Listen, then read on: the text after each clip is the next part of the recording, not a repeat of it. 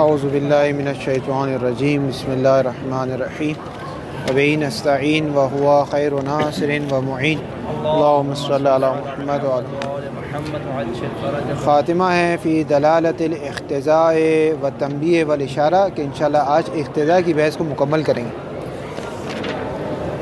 پہلے سے بتا دینا کہاں تک آپ کو بھاگنا ہے تاکہ پہلے سے آپ پریپیئر ہو جائیں، مسابقہ یہاں تک ہو، ٹھیک ہے۔ دلالت الاقتضاء والتنبیہ والاشارہ، یہ بحث اس وجہ سے مطرح ہوئی، اگرچہ آگے مظفر شروع میں اپنا ایک درد دل بیان کریں گے کہ اس بحث کو ابھی تک کسی نے صحیح طریقے سے بیان نہیں کیا، لیکن اصل بات یہ ہے کہ یہ بحث اس وجہ سے ہوئی کہ ایک تو ہمارے پاس ہے دلالت منطوقی، یعنی جو متکلم نے مرحلہ نطق میں جو دلالت، جس سے دلالت نکلی ہے، جو چیز کا نطق کیا ہے اس نے۔ ایک ہے ہمارے پاس دلالت مفہومی، کہ دلالت مفہومی اس دلالت منطوقی کا، دلالت مفہومی میں شرط کہ جملہ تامہ ہو اور اس دلالت منطوقی کا لازم بین بمعنی الاخص ہو۔ یہ دو دلالت تو واضح ہیں، لیکن ہم اپنے آس پاس دیکھتے ہیں اس کے علاوہ بھی اور بہت ساری دلالت ہیں ہمارے پاس۔ جیسے یہ صرف جملہ تامہ کی دلالت ہے، بعض اوقات ایک جملہ مفرد کا ایک مفہوم نکل رہا ہوتا ہے، بہت ساری اس کے علاوہ بھی اور دلالتیں ہیں جس کا تعلق نہ منطوق سے ہے نہ مفہوم سے ہے۔ مثال کے طور پر فرض کریں 6 بجے نماز قضا ہوتی ہے صبح کی، ٹھیک ہے، اور میں سویا ہوا ہوں، آپ مجھے آ کر کہتے ہیں آغا صاحب 6 میں 5 منٹ کم رہ گئی ہے، 6 بجنے والے، صرف 5 منٹ کم رہ گئی 6 میں، تو اس کی ایک دلالت نکلتی ہے، اور وہ کیا دلالت ہے؟ 6 کے بعد قضا ہو جائے گی، بھائی اٹھو نماز پڑھو، قضا ہونے والی ہے، لیکن آپ نے اپنی زبان سے کچھ نہیں کہا، آپ نے اپنی زبان سے کیا کہا؟ بھائی 6 میں 5 منٹ کم ہونے والی، ٹھیک ہے۔ یا فرض کریں میں نے آپ کو کہا ہوا ہے کہ 8 بجے ہم چلیں گے، ٹھیک ہے، کسی دوست کے گھر چلیں گے دعوت پر، اب آپ میرے کمرے کے باہر آ گئے خوابگاہ میں کہ بھائی 8:30 ہو گئے، یعنی چلو، یعنی اس کا مطلب آپ دیر ہو گئی، یعنی آپ اتنی دیر سے کیا کر رہے ہو، ٹھیک ہے۔ کہ اسی طرح امام علی کے دور میں ایک واقعہ ہوا کہ اقل جو مدت حاملگی ہے وہ کتنی ہے؟ امام نے کہا 6 مہینے، اور دلیل سے قرآن کی آیت سے دلالت کی ہے، ٹھیک ہے۔ وہ کیسے؟ نہ وہ دلالت منطوقی ہے نہ وہ دلالت مفہومی ہے، پھر بھی دلالت ہے، تو وہ کون سی دلالت ہے؟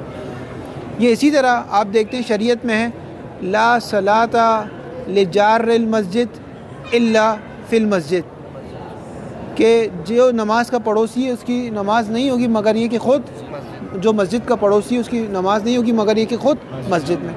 اگر خود اس جملے کو لیا جائے تو یہ جملہ کاذب ہے، جھوٹا ہے۔ آپ ساری توضیح المسائل اٹھا کر پڑھ لیں، سارے مجتہد کو آج ای میل کر لیں، استفتاء منگوا لیں کہ جو مسجد کا پڑوسی ہے وہ بالکل مسجد کے گیٹ کے باہر نماز پڑھ رہا ہے، اس کا گیٹ ملا ہوا ہے اس کے گھر سے، آیا گھر میں نماز پڑھا، اس کی نماز باطل ہے یا صحیح ہے؟ سارے مجتہد کہیں گے صحیح ہے، کوئی بھی نہیں کہے گا باطل ہے۔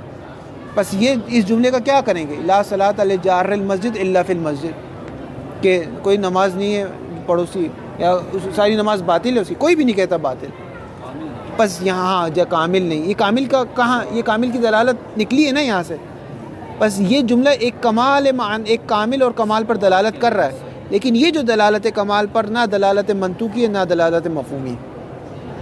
بات ہو رہی بات؟ قرآن میں ہے حرمت علیکم امہاتکم، تمہاری مائیں تم پر حرام ہیں، تو کیا ماؤں سے پردہ کر لیں؟ تمہاری مائیں تم پر حرام ہیں، ماؤں سے پردہ کر لیں، ماؤں سے حجاب کر لیں، وہ حرام ہے ہم پر، ہم دیکھ نہیں سکتے، کیا مطلب؟ نکاح، احسن نکاح، بس یہاں تقدیر میں کیا ہے؟ نکاح۔ بس یہ قضیہ ایک نکاح پر دلالت کر رہا ہے، یہ جو دلالت کر رہا ہے نہ دلالت منطوقی ہے نہ دلالت مفہومی، اس کا نام کیا ہے؟ وہی بات ہو رہی۔ بس ابھی تک میں نے صرف اتنا سمجھایا آپ کو کہ دلالت مفہومی اور منطوقی کے علاوہ بھی بہت ساری دلالتیں ہیں ہمارے پاس، ان بہت ساری دلالت کو 3 دلالتوں میں بند کر دیا ہے، دلالت اقتضاء، دلالت تنبیہ اور دلالت اشارت، کہ آج انشاءاللہ ہم دلالت اقتضاء پڑھیں گے، کل انشاءاللہ تنبیہ اور اشارہ ایک ساتھ پڑھ لیں گے۔ واضح ہوگی بات؟ یہاں تک بات واضح ہوگی؟ صلوات پڑھنا ایک بار۔ دلالت اقتضاء یہ ہے کہ اگر یہ دلالت نہ ہو تو کلام کاذب ہو جائے گا. کلام کا صدق ہونا اور کلام کا کذب ہونا کس اعتبار سے؟ چاہے عرف کے اعتبار سے، چاہے عقل کے اعتبار سے، چاہے شریعت کے اعتبار سے، چاہے لغت کے اعتبار سے، چاہے کسی بھی اعتبار سے، اگر یہ دلالت نہ ہوئی تو یہ کلام جھوٹا ہو جائے گا.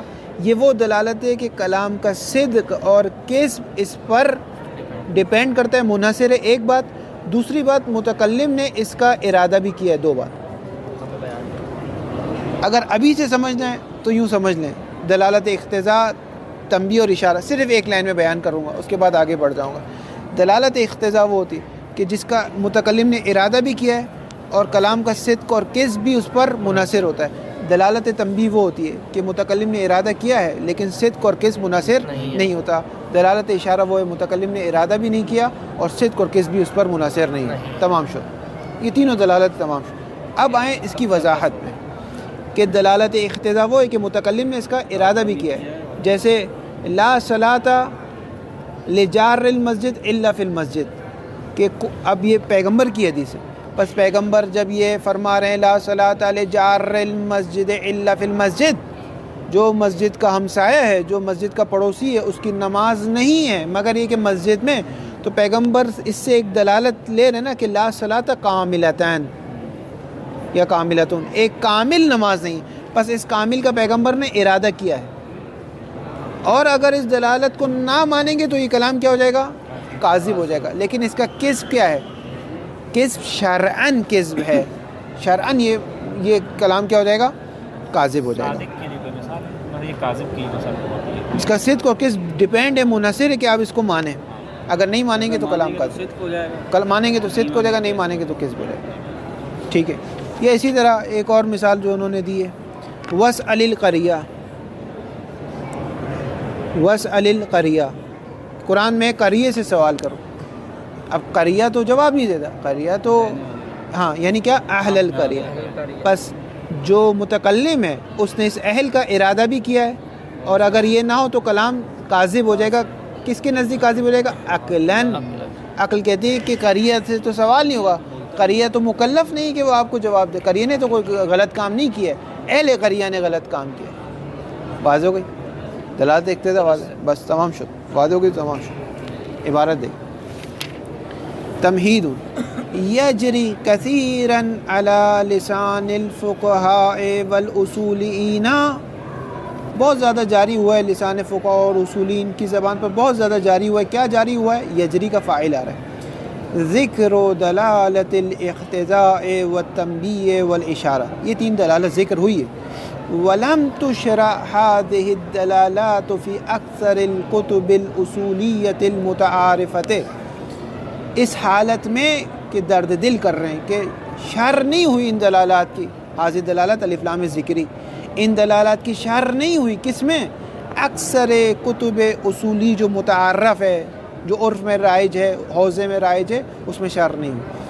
وَلِذَلِكَ رَأَيْنَا أَن نَّبْحَثَ عَنْهَا بِشَيْءٍ مِّنَ التَّفْصِيلِ لِفَائِدَةِ الْمُبْتَدِئِينَ. وَلِذَلِكَ، ذَلِكَ کا اشارہ جا رہا ہے اس عدم ذکر کی طرف، کہ چونکہ عدم شر کی طرف جو شر نہیں ہوئے نا، اس وجہ سے رائنا افعال قلوب میں سے ہم یہ اعتقاد رکھتے ہیں کہ ہم بحث کریں انہا ان دلالت سے، بشیئن، تنوین یہاں پر کم کی بات کریں، بشیئن من التفصیل، بس تفصیل کو بیان کریں گے. کیوں بیان کریں گے آغا صاحب؟ نبحث کے لیے علت آ رہی ہے، لفائدۃ المبتدئین، تاکہ ابتدائی اصول پڑھنے والے کو فائدہ ہو. والبحث عنہا یقع من جہتین، بحث دو جہت سے وارد ہو.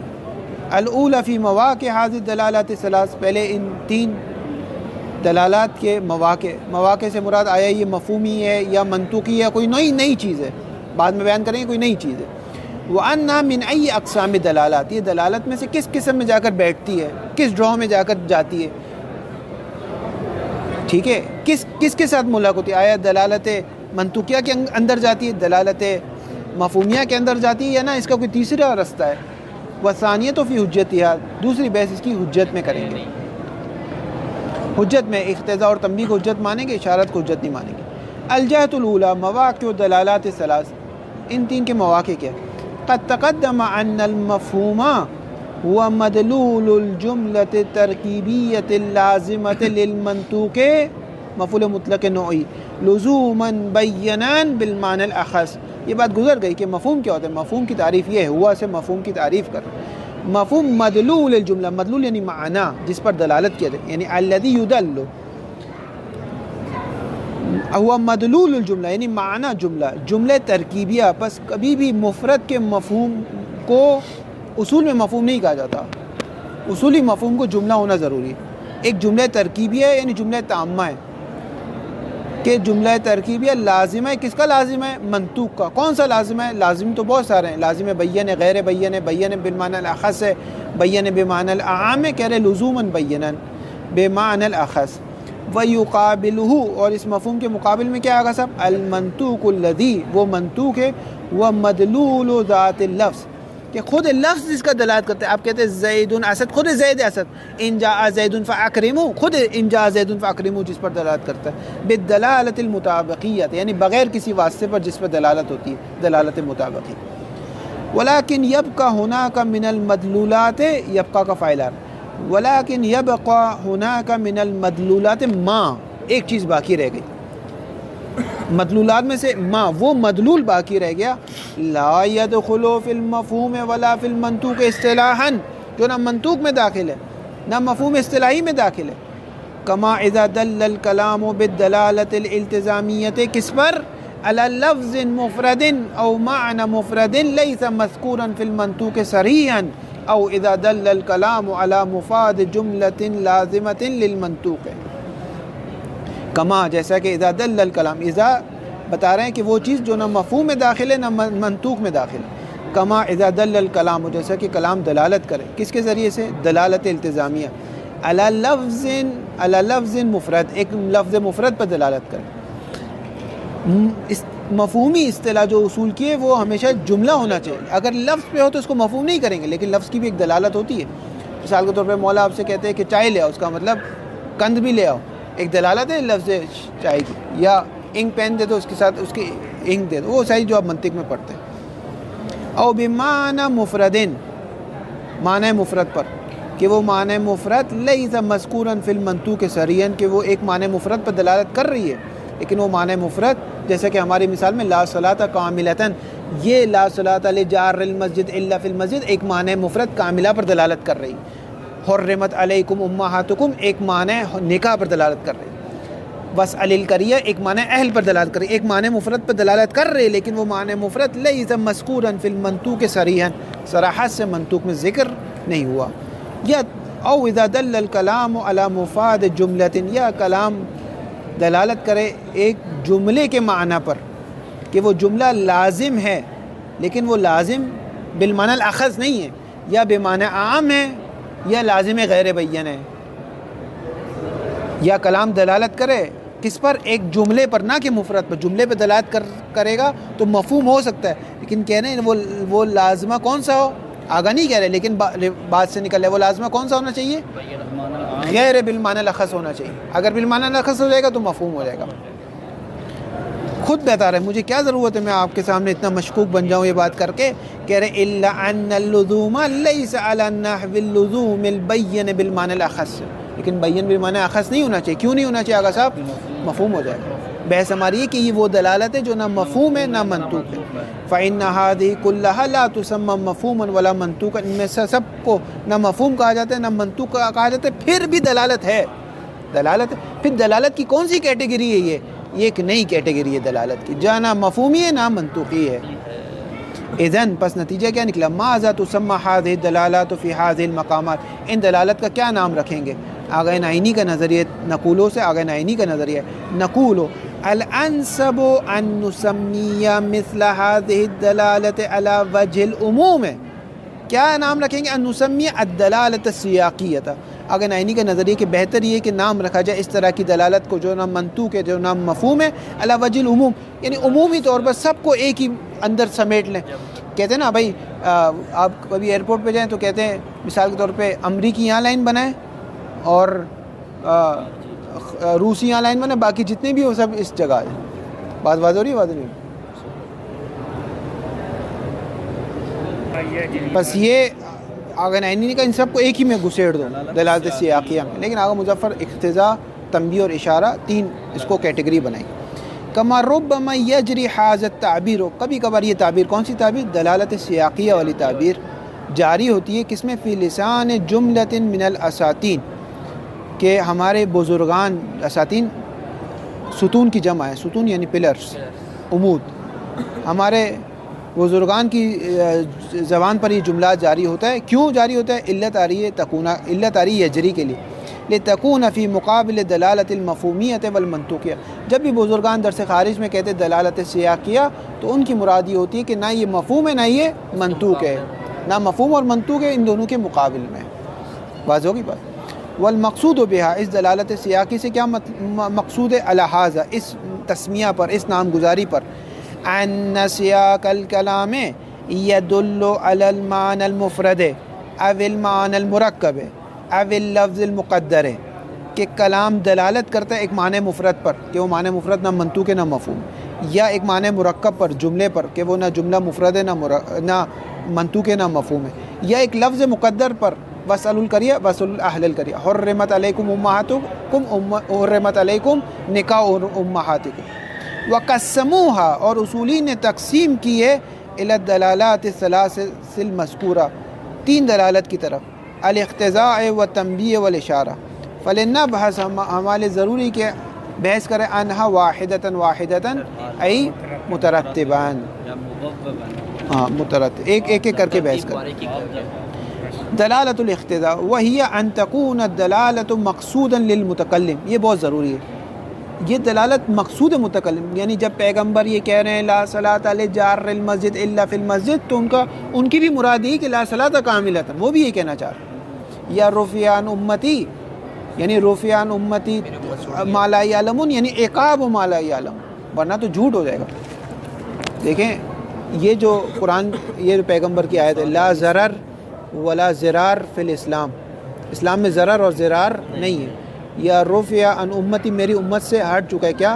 ما لا یعلمون، 9 چیزیں، اس میں کیا ہے؟ ما لا یعلمون، ما لا یتقون، مستر الیہ، یہ ساری چیزیں اٹھ چکی، ٹھیک ہے، میری امت سے اٹھ چکا ہے. تو کیا پیغمبر کی امت میں کوئی جاہل نہیں ہے؟ جاہل ہے، بھرے پڑے جاہل، جہلا بھرے پڑے. تو پیغمبر کہہ رہے میری امت سے جہل اٹھ چکا ہے، تو کہاں جہل کہاں اٹھا ہے؟ بہت سارے جاہل ہیں. پیغمبر جو فرما رہے اسلام میں ضرر نہیں ہے، تو اسلام میں ضرر نہیں ہے، بہت سارے ضرر ہوئے. کتنے لوگوں نے ایک دوسرے کو دھوکہ دیا، کتنے لوگوں نے ایک دوسرے کو قتل کر دیا، ضرر ہے. نبیوں کی نہیں، اسلام کی بات ہو رہی ہے. تو اب یہ جو فرما رہے ہیں، اس کا مطلب یہاں تقدیر میں کچھ ہے، ورنہ یہ کلام کیا ہو جائے گا؟ بے نفسی کو دے گے تو کذب ہو جائے گا. بس اس کا صدق منحصر ہے ایک دلالت پر، اور وہ دلالت کیا ہے؟ رفع عن امتی، میری امت سے رفع کیا گیا کس چیز کو؟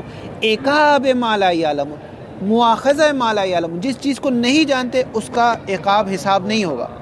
نہ ہی کہ جہل نہیں ہوگا، جہل تو ہے، جہل کا عقاب نہیں ہوگا. لا ضرر ولا زرار فی الاسلام، یعنی لا ضرر ولا زرار، اسلام میں جو ضرر نہیں ہے، یعنی اسلام نے ضرر پر مہر نہیں لگائی، ترتیب اثر نہیں دیا، یعنی اسلام ضرر کو قانون کے اعتبار سے قبول نہیں کرتا. وہ مشہور واقعہ پیغمبر کے زمانے میں کہ ایک صحابی نے درخت لگا دیا تھا، ٹھیک ہے، آپ سب نے سنا ہوا، اس لیے اگر جس نے جو ریکارڈنگ سنے گا اس کو نہیں سنا ہوگا، وہ آپ لوگوں کو گالیاں دے گا. گوگل پہ سرچ کر لیں. ارمانی نے پورا واقعہ ذکر کیا قواعد فقہیہ میں، ماشاء آج کل وہی بحث چل رہی ہے. چلے اچھا. وہی ان تکون الدلالۃ مقصودۃ للمتکلم، وہ یہ ہے کہ دلالت کیا ہے؟ وہی ان تکون الدلالۃ مقصودۃ للمتکلم، متکلم نے قصد کیا ہے بحسب العرف، بحسب عرف یعنی عرف کے اعتبار سے، یعنی ظاہر کے اعتبار سے متکلم نے قصد کیا. ایک شرط، دوسری شرط یہ وَيَتَوَقَّفُ صِدْقُ الْكَلَامِ أَوْ صِحَّةُ الْكَلَامِ عَقْلًا یا شرعًا یا لغتًا یا عادتًا علیہ، اس دلالت پر. اور متکلم کے کلام کا صدق ہونا، صدق کیا ہوتا ہے؟ مطابق بالواقع. اگر کلام صادق کیا ہوتا ہے؟ مطابقت بالواقع. اگر پیغمبر واقعی یہ کہنا چاہتے ہیں کہ کوئی نماز نہیں ہوگی جو مسجد کا پڑوسی ہے الا مسجد میں، تو اس کا مطلب سارے فقہاء کو اپنی توضیح المسائل میں لکھنا پڑے گا، جو مسجد کا پڑوسی اپنے گھر میں نماز پڑھتا ہے تو جس طرح نماز باطل ہو جاتی ہے وضو نہ ہونے کی وجہ سے، قبلہ کی اس میں سے احسن مطلع نماز میں سے ایک ہی ہو جائے گا. احسن. وَيَتَوَقَّفُ صِدْقُ الْكَلَامِ یا صدق کلام یا صحت کلام موقوف ہے کس پر؟ عقلاً یا شرعاً یا لغتاً یا عادتاً، کسی میں ایک کوئی بھی ایک ہو تو کافی ہے. موقوف ہے کس پر؟ علیہ اس دلالت اقتضاء پر. مثال ہوا قولہ صلی اللہ علیہ وسلم، اس دلالت کی مثال دیں. لا ضرر ولا ضرار فی الاسلام، مسلمین میں کوئی ضرر اور ضرار نہیں ہے. فإن صدق الکلام، اگر یہ کلام سچا ہونا ہے، ویسے اگر ظاہر دیکھیں تو جھوٹ ہے، بہت سارے ضرر ہوئے. ایک پڑوسی دوسرے پڑوسی کو ضرر دیتا ہے، ایک مسلمان دوسرے مسلمان کو قتل کر دیتا ہے. ضرر تو بہت سارے اسلام میں ہے، مسلمانوں میں بہت سارے ایک دوسرے کو ضرر پہنچا ہے. کہہ رہے ہیں فإن صدق الکلام یتوقف موقوف علی تقدیر الاحکام والآثار الشرعیہ، کہ پیغمبر یوں کہنا چاہتے ہیں کہ حکم میں ضرر کا حکم نہیں ہوگا، یعنی اس ضرر کا کوئی حکم نہیں ہے، آثار نہیں ہوں گے. جیسے کہ اگر انسان فقہ نے ضرر کو سرٹیفکیٹ نہیں دیا، ضرر والے احکام کو، ضرر والے معاملے کو فقہ نے سرٹیفائیڈ نہیں کیا، فقہ نے اس کو قبول نہیں کیا، فقہ نے اس کو امضا نہیں کیا، فقہ نے اس کو نہیں مانا. اسی طرح پیغمبر نے فرمایا رفیان امتی مکرہ علیہ، میری امت سے غرفہ کر دی گئی وہ چیز جو جس کی طرف مجبور کر دیا گیا. سارے شوہر بیچارے مجبور ہیں، بیویوں نے مجبور کر دی، تو پیغمبر کی حدیث کیا ہو جائے گی؟ نعوذ باللہ غلط ہو جائے گی. اس کو صحیح کرنے کے لیے کیا ہوگا؟ مجبوری کی حالت میں جو کام کیے اس کام کو نہیں مانا جائے گا. آپ کو مثلا میں نے آپ کو سر پہ پسٹل رکھ دی اور آپ سے کہا کہ بھائی یہ بڑی بات کرو، چھوٹی چھوٹی بریانی کی بات، یہ ملکیت میرے، یہ بنگلہ آپ مجھے اپنا دے دیں، یہ گاڑی میری ہو جائے گی. یا شراب پی ٹھیک ہے، یہ گاڑی میری ہو جائے گی. تو اب جب ختم ہو گئے، اب میں آپ کو کہوں گا بھائی گاڑی مجھے دے دیں، آپ کہیں گے نہیں. کیوں؟ اسلام نے اس معاملے کو سائن نہیں کیا. کیونکہ یہ ضرر میں آ رہا ہے، احرام میں آ رہا ہے. یعنی بات سمجھا پا رہا ہوں نہیں سمجھا پا رہا ہوں؟ واضح نہیں ہے.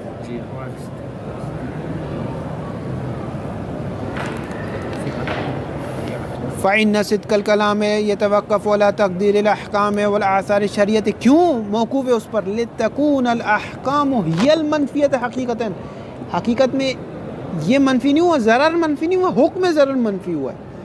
کیوں آغا صاحب آپ یہ کہہ رہے ہیں حقیقت میں وہ ہوا ہے؟ لوجود ضرر و ضرار قطعاً عند المسلمین، مسلمانوں کے نزدیک بہت زیادہ ضرر ہے.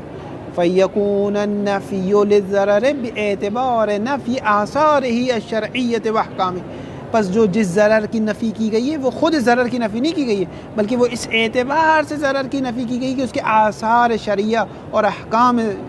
یعنی ضرر میں اگر آپ کو کوئی مسئلہ ہے، آپ درخت کاٹ دو، آپ نے درخت کاٹ دیا، آپ پر کوئی گناہ نہیں ہے، ٹھیک ہے، بات ہو رہی ہے. آپ روزہ رکھ رہے ہیں، آپ کو ضرر پہنچ رہا ہے، آپ روزہ رکھ رہے ہیں، آپ کو سخت ضرر ہے، اگر پانی نہیں پیا بہت مشکل ہو جائے گی، روزہ چھوڑ دیں. مریض ہیں، آپ روزہ چھوڑ دیں. یہ جو ضرر پہ آپ نے روزہ چھوڑا ہے، اس کا کچھ بھی نہیں ہے. یہ ہے وَمِثْلُ الرُّفْعِ عَنْ أُمَّتِ مَا لَا يَعْلَمُونَ وَمَسْتُرَّ إِلَيْهِ مَا لَا يَعْلَمُونَ، یعنی ما لا يعلمون ان جہل، ماں سے مراد جہل ہے، ما لا يعلمون ان جہل، جہل تو رفع نہیں ہوا، جہل تو ماشاءاللہ کتنے سارے جہلا موجود ہیں. وَمَسْتُرَّ إِلَيْهِ وَمِثَالٌ آخر قَوْلُهُ لا صلاة لمن جاره المسجد إلا في المسجد فإن صدق الكلام وصحة الكلام تتوقف على تقدیر کلمت اول کاملتاً، کہ یہ کاملہ کا کلمہ محذوفتاً محذوف ہے، پیغمبر نے ارادہ بھی کیا ہے، یہ دلالت بھی موقوف ہے اس پر. کیوں؟ لیکون المنفی کمال الصلاۃ، کمال صلاۃ کی نفی کی ہے، خود نماز کی نفی نہیں کی ہے. اگر خود نماز کی نفی ہوتی تو سارے مسجد کے پڑوسی کو دوبارہ قضا کرنی پڑتی. لا اصل صلاۃ، اصل صلاۃ اس کی صحیح ہے، اصل صلاۃ اس کی صحیح ہے. مثال ثالث قولہ تعالی واسأل القریۃ فإن صحۃ القول، یہ قول عقلاً، اس قول کا عقلاً صحیح ہونا موقوف ہے. تتوقف کس پر موقوف ہے؟ تتوقف کس پر موقوف ہے؟ علی تقدیر لفظ اہل، ایک اہل کی تقدیر کو رکھیں. کیوں؟ کیونکہ قریے سے کیا سوال کریں؟ قریہ تو مکلف نہیں ہوتا. فیکون من باب حذف المضاف، مضاف کو حذف کر دیا گیا. او علی تقدیر معنی اہل، یا معنی اہل کو تقدیر میں رکھیں. فیکون من باب مجاز فی الاسناد، بس یہ مجاز ہو جائے گا. اگر لفظ کو رکھیں گے تو مضاف حذف ہو جائے گا، اگر معنی اہل کو تقدیر میں رکھیں گے تو قریہ مجازاً استعمال ہوا. جیسے آپ کہتے ہیں جہر المیزاب، یہ پرنالہ بہہ گیا، پرنالہ تو نہیں بہتا، پانی بہتا ہے، لیکن مجازاً کہتے ہیں پرنالہ. مثال رابع قولہم اعتق عبدک انی علی الف، میں آپ سے کہتا ہوں اپنے بندے کو، اپنے غلام کو میری طرف سے 1000 میں بیچ دو. اب بھائی آپ کے غلام ہیں، آپ کی کنیز ہے، میں کیسے بھیج سکتا ہوں؟ بس یہ کلمہ میرا اس وقت صحیح ہے جب پہلے تقدیر میں رکھنا پڑے گا، یعنی پہلے میں نے آپ سے یہ کہا ہے کہ اپنے غلام کو میری طرف سے خرید لو 1000 میں، اور پھر اس غلام کو جس کو 1000 میں خریدا تو بھیج دو اللہ کی راہ میں. یہ ہے اصل. لیکن میں آپ کو صرف اتنا کہتا ہوں آتک عبد کا، اپنے بندے کو بھیج دو انی میری طرف سے ب1000 1000 کے بدلے بابا مقابلہ. واضح ہے؟ لینا پڑے گا. آتک عبد کا، اپنے بندے کو بھیج دو، اپنے بندے کو عتق کر دو، یعنی اللہ کی راہ میں آزاد کر دو. انی میری طرف سے، آقا میری طرف سے، علی 1000 پر. فإن صحة هذا الكلام شرعاً، اگر یہ کلمہ شرعاً صحیح ہوگا، یعنی شرعاً واقعاً وہ غلام اگر عتق ہو جائے گا، آزاد ہو جائے گا، تو اس کا یہ صحیح ہونا موقوف ہے. تتوقف کس چیز پر؟ علی طلب تملیکہ اولاً لہ ب1000، سب سے پہلے میں نے تملیک کی، یعنی میں نے ملکیت حاصل کی، ہو اس عبد کی، اولاً ظرف ہے سب سے پہلے، لہو اس طالب کے لیے، کس کے مقابلے میں؟ الف کے مقابلے. یعنی پہلے میں نے آپ سے غلام کو طلب کیا 1000 کے مقابل میں، یعنی آپ میری طرف سے اپنے غلام کو میرے لیے بیچ دیں، وکیل بن جائے میرے بیہاف پر دیں. پھر جو آپ نے غلام، اب یہ کس کا غلام ہو گیا آپ کے ہاتھ میں؟ میرا ہو گیا. اب اس کو اللہ کی راہ میں آزاد کرو. لِأَنَّهُ لَا عِتْقَ إِلَّا فِي مِلْكِ، اصل ملک میں نہ ہو، عتق مانا نہ دارے. میں کہہ دوں آپ کا غلام آزاد ہے تو غلام تھوڑی آزاد ہو جائے گا. اگر شرعی اثر اس پر بار ہونا ہے تو پہلے اس کو میری ملکیت میں ہونا چاہیے. بس اس کا مطلب یہ دلالت، یہ جملہ، یہ قضیہ موقوف ہے ایک پیچھے ایک اور چیز پر کہ میں نے ایک بار پہلے تملیک کر لی ہے. فیکون تقدیر یہ ہے، ملکنی العبد، مجھے مالک بنا دو، امر کر رہا ہوں، ملکنی العبد، مجھے عبد کا مالک بنا دو، ب1000 1000 کے بدلے، ثم اعتق، یعنی پھر میری طرف سے آزاد کر دو. مثال خامس قول شاعر، یہ شعر بہت پڑھا ہوا ہے آپ نے. نحن بما عندنا وانت بما عندك راز والرائے مختلف، ہم جو ہمارے پاس ہے، تم جو تمہارے پاس ہے، راضی ہے اور ہمارے نظریات مختلف ہیں. یہ رازن خبر بننا ہے کس کے لیے؟ انتا کے لیے، انتا کے لیے بھی اور نحنو کے لیے بھی. نحنو کے لیے خبر نہیں بن سکتا. بس یہاں پہ تقدیر میں رازون کیا ہے؟ محذوف ہے. نحنو مبتدا، اس کی کوئی خبر نہیں ہے. بس یہ جملہ ایک محذوف پر دلالت کر رہا ہے. اگر وہ محذوف پر دلالت نہ کرے تو پھر یہ جملہ لغتاً خراب ہو جائے گا. شرعاً کوئی مسئلہ نہیں، عقلاً بھی کوئی مسئلہ نہیں، شرعاً بھی کوئی مسئلہ نہیں ہے، لیکن لغتاً مسئلہ ہے. لغت عرب صرف و نحو اس جملے کو قبول نہیں کرے گی. فإن صحتہ، اس جملے کا صحیح ہونا، مفرد جمع کے لیے خبر نہیں بن سکتا. فإن صحتہ، اس قول شاعر کا صحیح ہونا کس اعتبار سے؟ شرعی اعتبار سے، عقلی اعتبار سے، عرفی اعتبار سے. کہہ رہے ہیں نا لغتاً، لغت کے اعتبار سے تمیز ہے. تتوقف، موقوف ہے کس پر؟ علی تقدیر رازون، اس حالت میں، حال آ رہے رازون کے لیے، اس حالت میں کہ خبر بنے کس کے لیے؟ للمبتدا نحن کے لیے خبر بنے. کیوں آغا صاحب؟ یہ رازن تو خبر بن سکتی ہے. آگے نکی کہہ رہے ہیں لأن رازن مفردون لا یسع ان یکون خبرا لنحن. آگے نکی واضح ہوگی بات. احسن، ماشاءاللہ بھائی، یہ درس خارج ڈائریکٹ لے رہے ہیں یہ نحو کا. مثال سادس قولہم، عرب کا ایک قول ہے، رعیت اسدا فی الحمام، میں نے یہ ٹیکنیکل بات ہے، صلوات پڑھیں. اگرچہ بحث ختم ہو گئی ہم، بس یہاں پر بحث ہے کہ رعیت اسدان فی الحمام، میں نے حمام میں اسد کو دیکھا. بس اسد سے مراد یہاں پر کیا ہے؟ رجل شجاع. اب کمال یہ ہے کہ اسد کس معنی میں ہے؟ رجل شجاع. اسد دلالت کر رہا ہے کس پر؟ رجل شجاع. یہ دلالت اقتضائی نہیں ہے، یہ دلالت اقتضا نہیں ہے، بلکہ یہ دلالت منطوقی ہے. یہ دلالت نہیں ہے، بلکہ فی الحمام کا قرینہ اس چیز کو جو سمجھا رہا ہے کہ اسد سے مراد شیر نہیں ہے بلکہ رجل شجاع، یہ قرینہ دلالت کرتا ہے ایک دلالت اقتضا پر. یعنی خود منطوق ہی بتا رہا ہے کہ اس سے مراد کیا ہے. حمام سے وہی حمام ہے. ہاں، فی الحمام سے یہ حمام کا قرینہ یہ بتا رہا ہے. بھائی کوئی یہ بھی تو کہہ سکتا ہے کہ نا شیر نہا رہا ہو بھائی حمام میں، کیا مسئلہ ہے؟ تو ہم کہیں گے نا یہاں اس جملے کا عرفی معنی اگر کیا جائے گا تو شیر نہیں نہا رہا ہوگا بلکہ وہ انسان ہوگا. بس یہ معنی، یہ جو معنی فی الحمام قرینہ بن رہا ہے رجل شجاع کے لیے، یہ دلالت اقتضا ہے، نہ کہ اسد جو استعمال ہو رہا ہے رجل شجاع میں، یہ تو منطوق ہے. منطوق دلالت استعمالی اور مراد جدی میں منطوق. بہر واضح نہیں. یہ مفہوم اس کا یہ سمجھ میں آ رہی ہے مطلب یہ کہ کلمہ دیکھیں عبارت دیکھیں پھر ہو جائے گا تمہیں بتا دوں. مثال السادس قولہم، عرب یہ کہتے ہیں رأیت اسدا فی الحمام، میں نے اسد کو دیکھا حمام میں. وہ اسد جو حمام میں تھا، فی الحمام صفت بنائے اسد کے لیے، وہ اسد جو حمام میں تھا. نہ رأیتو کو فی الحمام سے متعلق کریں، نہ اسد کو فی الحمام سے، یعنی اس کا متعلق محذوف ہو کر صفت بنے گا اسد کے لیے. وہ اسد جس کی صفت یہ تھی کہ وہ حمام میں تھا، یہ معنی ہے اس کا. فَإِنَّ صِحَتَهُ، یہ قول عرب کا صحیح ہونا عادتاً تتوقف و موقوف ہے کس چیز پر؟ علی ارادت الرجل شجاع من لفظ اسد، کہ اسد سے رجل شجاع کا ارادہ کیا جائے. ٹھیک ہے، اب یہ نیچے تفصیل بتائیں گے. وَجَمِيعُ الدَّلَالَاتِ الِالْتِزَامِيَّةِ عَلَى الْمَعَانِي الْمُفْرَدَةِ وَجَمِيعُ الْمَجَازَاتِ فِي الْكَلِمَةِ أَوْ فِي الْإِسْنَادِ ترجع إلى الدلالة الاقتضاء. ہر دلالت التزامی جو مفرد، معنی مفرد پہ جو دلالت التزامی ہوتی ہے، جو جملے پر ہوتی ہے دلالت التزامی بالمعنی الاخص، وہ تو مفہوم ہو جاتی. لیکن ہر مفرد کی جو دلالت التزامی ہے، یہ جتنے بھی مجاز ہے، چاہے وہ مجاز در کلمہ ہو، چاہے وہ مجاز در اسناد ہو. یاد ہے سکاکی والی بحث ہم نے ایک بار کی تھی؟ صلوات پڑھیں آگا صاحب. صرف 1 منٹ میں سمجھاؤں گا یہ بحث، آگے تو صحیح ہے ورنہ مسئلہ نہیں. 2 طرح کے مجاز ہیں. ایک ہمارے پاس مجاز در کلمہ ہے، لفظ میں مجاز ہے. ایک ہمارے پاس مجاز در اسناد ہے، جسے مجاز سکاکی بھی کہا جاتا ہے، جسے مجاز عقلی بھی کہا جاتا ہے. مجاز در کلمہ ہے کہ لفظ استعمال ہو رہا ہے فی غیر معنی موصولہ میں. لفظ اسد ہے، اس کا معنی موصولہ کیا ہے؟ حیوان مفترس. یہ لفظ اسد استعمال ہوا کس کے معنی میں؟ رجل شجاع میں. فرض کریں اسد، دنیا میں فرض کریں 100 شیر ہے، 100 جنگل کے شیر ہے، تو لفظ اسد اگر ان 100 جنگل کے شیر پر دلالت کرتا تو استعمال کو کیا ہو جاتا؟ حقیقی. لیکن جب یہ لفظ اسد ان 100 پر دلالت نہیں کر رہا جس کے لیے وضع ہوا ہے، بلکہ کس پر دلالت کر رہا ہے؟ اس کے غیر پر، رجل شجاع پر. ٹھیک ہے، آخر تک طالب علم گیر رہتا ہے مجاز در کلمہ. اس مثال کو میری یاد رکھیں، کبھی بھی گیر نہیں کریں گے. مجاز در اسناد کیا ہوتا ہے؟ کہتے ہیں اسد اپنے معنی میں استعمال ہوا ہے. اسد کس معنی کس وضع ہوا ہے؟ حیوان مفترس. یہ حیوان مفترس میں استعمال ہوا. حیوان مفترس کتنے تھے ہمارے پاس؟ یہ کہتے ہیں 101 ہے. بھائی ایک کہاں سے آ گیا؟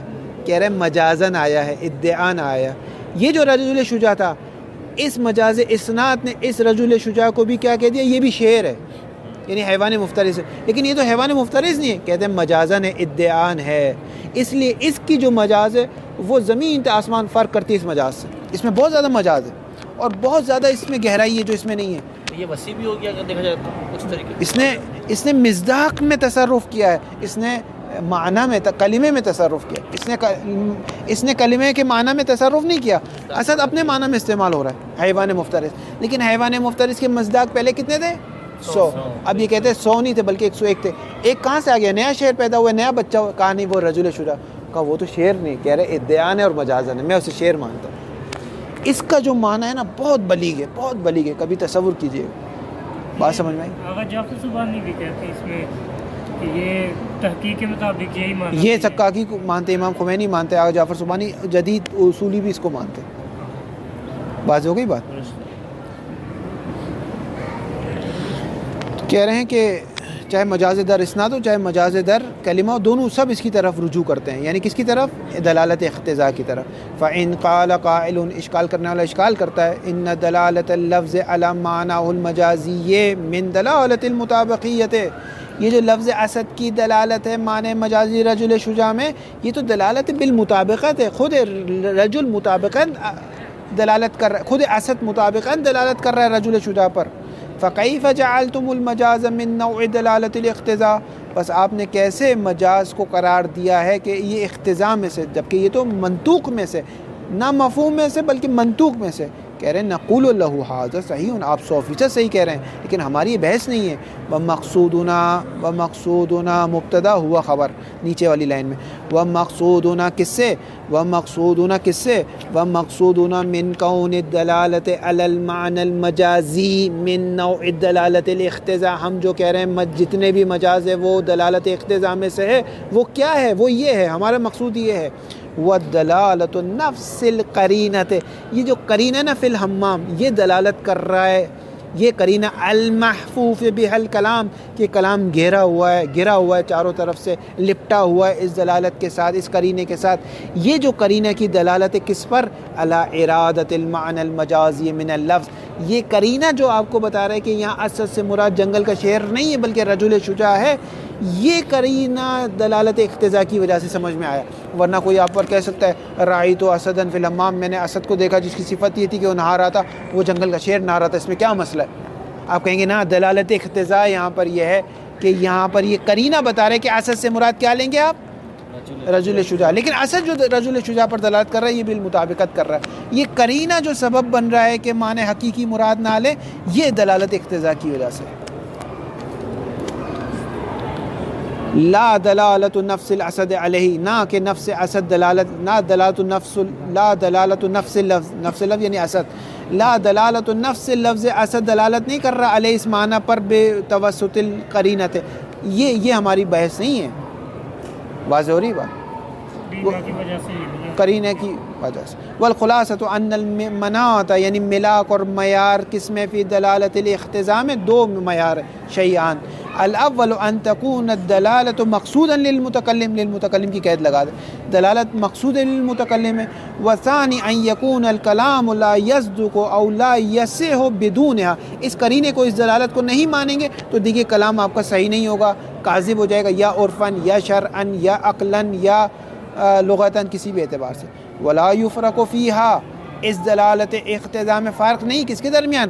بین ان یکون لفظا مضمرا، جو چیز جو مدلول ہے، یعنی یہ دلالت کی جو مدلول ہے جس پر دلالت کرتی ہے، چاہے وہ ایک لفظ ہو جو مضمر ہو یعنی مقدرن ہو، جیسا کہ وسع للقریہ میں اہل مقدر ہے، او معنی مرادن، یا ایک معنی ہو، ایک لفظ نہیں ہے تقدیر میں، ایک معنی تقدیر میں ہے، ایک پورا معنی تقدیر میں ہے، لفظ تقدیر میں نہیں ہے، ایک معنی تقدیر میں.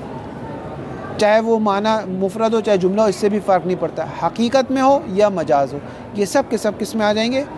دلالت اقتضاء میں آ جائیں گے. صلی اللہ علیہ محمد و آلہ طاہرین.